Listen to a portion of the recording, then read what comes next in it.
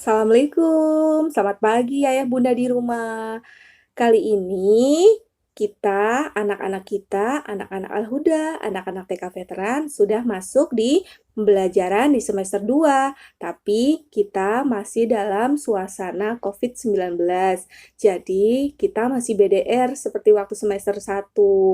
Tapi untuk semester 2 ini setelah kami tadi melakukan rapat dengan kepala sekolah dan dewan guru, kami ada solusi lain setelah penerimaan rapot kemarin. Orang tua murid memberi masukan kepada kami bahwa selama semester 1 banyak orang tua murid yang merasa kesulitan untuk memberi pengajaran di rumah karena waktu untuk orang tua yang bekerja kurang fleksibel dengan waktu yang diberikan untuk sekolah dari pembelajaran jam 8 pagi sampai jam 9 malam. Ternyata masih ada yang keteteran untuk memberikan tugas karena mungkin pekerjaan dari kita semua berbeda. Ada yang pakai sip-sipan, ada juga yang berangkat pagi pulang malam, dan kita semuanya berbeda dalam jenis pekerjaan. Maka dari itu, setelah rapat kali ini, kami memberikan tugas kali ini dalam kegiatan mingguan, tapi untuk setoran tetap harian. Begini caranya, anak-anak di rumah kami berikan tugas untuk melakukan kegiatan positif apa saja yang dilakukan orang tua.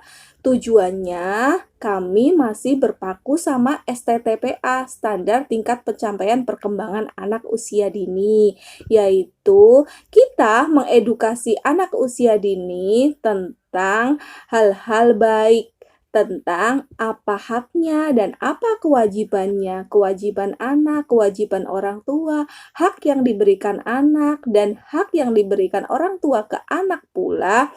Di sini kita mengedukasi anak agar tahu pekerjaan yang diberikan, yang dilakukan orang tua, dan harus anak mengetahui. Tujuannya apa? Agar kelak anak-anak memiliki bekal yang kuat yang sudah kita miliki, kita didik anak-anak di rumah sejak dini. Misalnya, ada juga anak-anak yang orang tuanya dua-duanya bekerja. Anak-anak dititipkan ke eyangnya, atau ke tante, atau ke om, atau ke kakaknya. Nah, di sini kami berusaha untuk fleksibel memberikan pekerjaan. Misalnya ada orang tua yang pekerjaannya berangkat pagi, pulang malam, dan tidak sempat untuk memberikan pembelajaran BDR yang diberikan di grup. Nah, di sini kita tadi melakukan rapat. Kegiatannya begini, jadi anak-anak di rumah melakukan kegiatan apa saja yang orang tua lakukan. Misalnya orang tua pagi-pagi berangkat, anak-anak sudah bangun, dan misalnya orang tua menyiapkan sarapan, anak-anak dilibatkan untuk menyiapkan sarapannya, nanti direkam di situ. Anak-anak diedukasi, tujuannya mama melakukan melakukan kegiatan memasak untuk apa? Untuk memasak untuk ayah, untuk bunda, untuk kamu, untuk kakak, untuk adik, untuk nenek. Nah, itu dijelaskan cara nanti memasak. Jadi tujuannya di sini untuk ayah bunda lebih dekat dengan anak-anak di rumah. Sering-serilah berbicara, sering-serilah ngobrol, dan memberikan ilmu-ilmu yang dimiliki orang tua diberikan kepada anak kita di rumah. Seperti itu, misalnya itu untuk orang tua yang bekerja, pagi-pagi memasak, anak-anak dilibatkan memasak. Mungkin ayah bunda punya tanaman-tanaman, pagi-pagi itu anak-anak dilibatkan untuk menyiram tanaman atau menyabut rumput sebelum ayah bunda bekerja, boleh. Kalau misalnya ibunya yang tidak bekerja atau di rumah sebagai ibu rumah tangga, alhamdulillah, jadi bisa mendampingi anak dari pagi sampai pulang.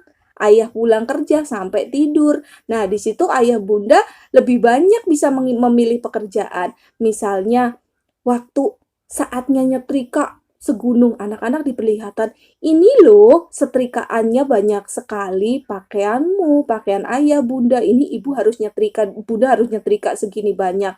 Boleh bantu ayah, bunda untuk ayah atau bunda, mungkin kalau ada ayahnya yang bantu, alhamdulillah. Mungkin kalau misalnya bunda sendiri dengan anak-anak dilibatkan untuk coba dilipatkan, yang tadi bajunya terbalik dilipatkan, atau mungkin anak-anak dilibatkan untuk memberi spray dan sebagainya. Nah, di situ anak-anak sudah tahu akan pekerjaannya, anak-anak akan lebih menghargai, oh bajuku ternyata banyak, jadi aku nggak boleh main air, nanti bajunya, nanti bunda nyetrikanya banyak, kasihan kalau bunda nyetrika banyak ternyata capek ya, bunda keringetan ya, kalau nyetrika ya ternyata panas ya. Jadi anak lebih menghargai pekerjaan. Itu misalnya untuk anak-anak yang ditunggu oleh bundanya di rumah. Mungkin juga bundanya hari ini akan pergi mengantar nenek ke puskesmas karena nenek sakit, mungkin ya Bu, nanti boleh anaknya diajak ke puskesmas, atau mungkin di pandemi seperti ini dititipkan ke om. Nah, kegiatannya dilimpahkan ke om tantenya. Nanti misalnya tante, nanti kalau misalnya tante selama aku pergi, tante melakukan kegiatan apa, nanti tolong ya si adek atau si kakak ini ikut ya dalam melakukan kegiatan. Nah, saling bekerja sama dalam lingkungan rumah itu adalah cara mendidik dalam lingkungan keluarga.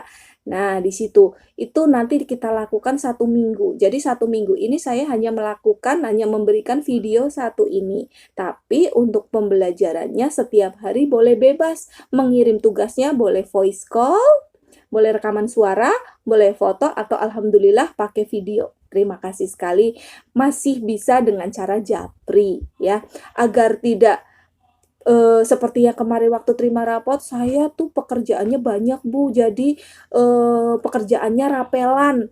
Anak-anak mengerjakannya jadi seininya kalau saya libur. Nah, belum tentu anak mengerjakannya rapelan itu anak-anak bisa menyerap. Mungkin juga anak-anak, aduh sebenarnya anak-anak capek, tapi karena waktu ayah ibu di rumah cuman weekend, jadi mengerjaannya di rapel weekend. Nah, kita menerima saran dari ayah bunda di rumah kemarin waktu penerimaan rapot, makanya kita memberikan materi semester 2 ini memang tidak tanpa tema. Tema kita sebenarnya rekreasi. Dan rekreasi ini kan biasanya waktu sebelum pandemi kita melakukan kegiatan di luar. Misalnya kita anak-anak kita ajak ke embung sana belakang sekolah atau kemana. Tapi kita memang dalam keadaan ini kita tidak bisa menjalankan tema itu. Maka dari itu untuk tema ini mari kita ayah bunda di rumah untuk mengedukasi anak cara menghargai pekerjaan orang tua di rumah agar anak-anak lebih bertanggung jawab. Terus ada juga saran dari kemarin, Bu, anak saya tak lesin sama ibu lah ya, atau mungkin atau sama yang lain lah ya.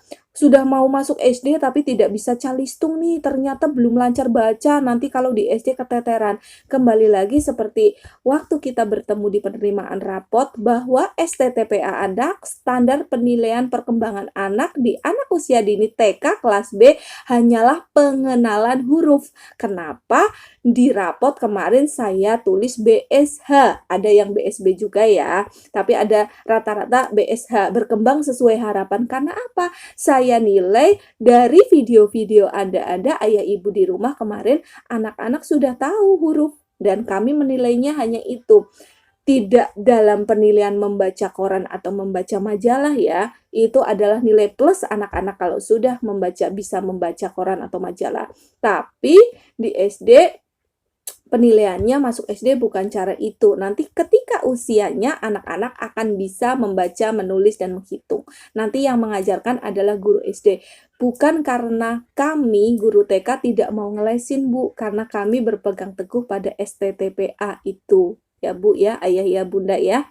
Insya Allah nanti ketika anak umur sudah cukup, di SD anak akan lebih bisa menyerap karena kita di TK hanya mengembangkan apa? Mengembangkan fisik motorik anak, mengembangkan kognitif anak. Nah, di situ kita olah agar anak di SD nanti tetap siap. Nah, kita untuk pembelajaran calistung kita lakukan di rumah tapi tidak dengan cara memaksa. Caranya bagaimana ya Bu Guru ya? Anak-anak saya nggak les nih. Caranya adalah begini, di rumah itu ditempeli tulisan Bu. Misalnya di depan kamar. Di depan kamar kita beli tulisan seperti ini. Kamar. Ditempel di depan kamar, disolasi atasnya. K-A-M-A-A-R, kamar. Nah, anak-anak suruh melihat ini terus 1 minggu saja ya Bu. Nanti beralih ke tulisan lainnya. Anak-anak 1 minggu ini belajar huruf K-A-M-A-R. Nah, 1 minggu ini ya Bu. Minggu berikutnya adalah, tapi ditempelnya satu rumah ditempel semua ya Bu ya. Misalnya dapur. Ini sudah minggu kedua ya Bu. D-A-P-U-R. Oh, dapur. Anak-anak minggu kedua belajar huruf D, mengulang lagi ternyata huruf A, huruf P, huruf U, dan huruf R. Huruf R kita mengulang lagi karena di tulisan kamar sudah ada huruf R-nya. Nih, untuk minggu kedua. Anak-anak setiap hari suruh baca ini. Tidak untuk membaca tulisan di dalam rumah semuanya, tapi hanya ini ya Bu ya. Tidak membebankan anak.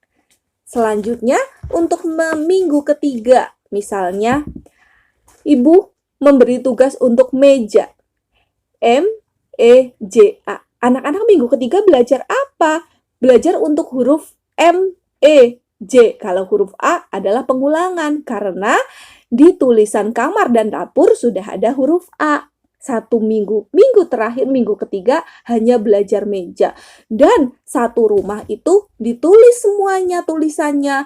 Meja, kamar, dapur, TV, mungkin ada kipas angin, mungkin ada kursi, ada lagi mungkin ada vas. Semuanya ditulis. Mungkin rumahnya agak risih ya lihatnya ya Ayah Bunda. Tapi ini cara pembelajaran edukatif, cara pembelajaran tidak membebani anak usia dini.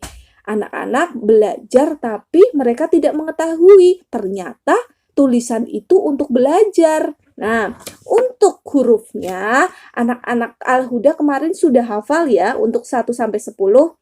Kemarin sudah dengan penilaian saya dari rekaman-rekaman, dan selanjutnya adalah mengenalkan huruf dari angka 11 sampai 20 ya Bu ya. Nah, ini caranya. Ini ada angka berapa? 17. Misalnya 17. Beri tempelan-tempelan ini di sudut-sudut Bu. Di sudut-sudut, mungkin ada di sudut kamar pojok, mungkin juga di sudut dapur ya. Nah, ini nanti diberikan. Nah, nanti anak-anak dalam keadaan anak itu tidak capek, mungkin habis mandi atau habis makan, setelah bangun tidur sudah agak lama ya Bu. Mas, kakak, adek, dede, atau siapa kek gitu ya manggilnya ke anak kita, tapi dengan cara lembut. Itu angka berapa ya di pojok? Angka 17 Bu. Nah, itu cara kita mengingatkan anak-anak. Nah, seperti itu untuk kita mengedukasi, membaca seperti yang tadi, dan mengenal huruf. Tidak memaksa anak, tidak membebani anak, dan orang tua mengajarkannya sambil dalam keadaan rileks. Jadi anak-anak bisa menangkap, orang tua juga tidak merasa terbebani. Karena apa? Untuk penilaian-penilaian yang kita ambil kemarin semester 1, guru hanya menerima hasil. Kita tidak tahu prosesnya kalau orang tua tidak merekam ke kami. Jadi kita tidak tahu, oh apakah kita kalau misalnya menulis itu anak besar-besar itu atau kecil-kecil itu dipandu. Kita kan tidak tahu. Nah, di sini kita mengingatkan untuk cara penulisannya boleh Bu, boleh di rumah anak-anak disuruh mungkin keluar, ayo dek, ayo kak kita main keluar sambil nyiramin di depan rumah. Ambil lidi Bu, lidi atau mungkin ada bekas ranting pohon, tulislah di situ. Coba mama tulisin deh, tulisan apa itu, ada apa itu, batu mah, tulis pakai lidi. Tidak harus nulis di buku, tidak harus nulis di buku gambar juga, bisa juga di tanah. Nah, itu caranya. Nanti kalau anak-anak sudah menguasai, boleh anak-anak diberikan buku bacaan, boleh anak-anak beri buku yang bagus, buku tulis, anak suruh milih sendiri. Itu kalau anak kognitifnya sudah bisa dan sudah siap. Tapi anak-anak Al-Huda tidak semuanya anak sudah siap. Ya, ayah bunda di rumah boleh kalau ya sudah siap dengan cara seperti itu diberikan, oh nanti habis mandi kita baca ini ya, buku ini ya, buku cerita ini ya, baca sama ayah bunda ya. Boleh, itu kalau untuk yang sudah siap. Berikut ya, terima kasih ya Ayah Bunda apabila saya ada kesalahan dalam penyampaian. Saya mohon maaf. Untuk selanjutnya, setiap hari saya hanya akan mengingatkan.